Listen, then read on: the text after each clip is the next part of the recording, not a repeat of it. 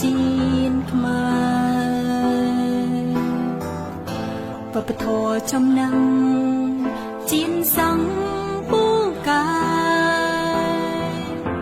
ยังត្រូវខំថែឲ្យបានធិនថេយើងជាកូនខ្មែររួមគ្នាថែមរតកដូនតាជាតិយើងថ្លៃថ្លាដោយសារយើងចេះសាមគ្គីគ្នាព្រោះដៃគ្នាឡើងមិនអើយកសាងជាតិអភិវឌ្ឍក្រុមគ្រាព្រោះយើងគ្រប់គ្នាសុទ្ធតែមានបេះដូងជាខ្មែរ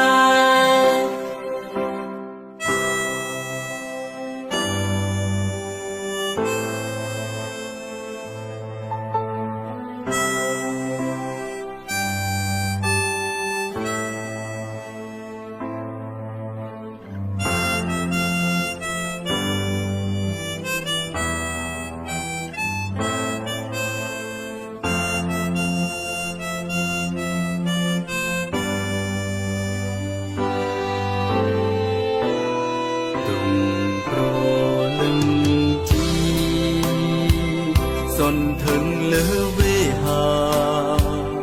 រួមមានសត្រា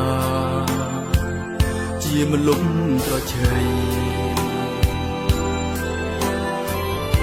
ទូទាំងរដ្ឋា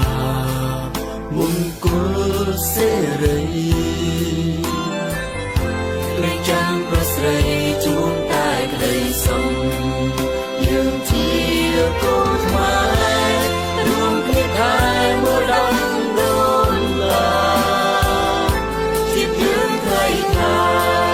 ដោយសារយើងចេះសាមគ្គីគ្នាព្រោះដៃគ្នាឡើងមិនអើយកសាងជាតិអភិវឌ្ឍក្រុមគ្រាព្រោះយើងគ្រប់គ្នាសុទ្ធតែមានបេះដូងជា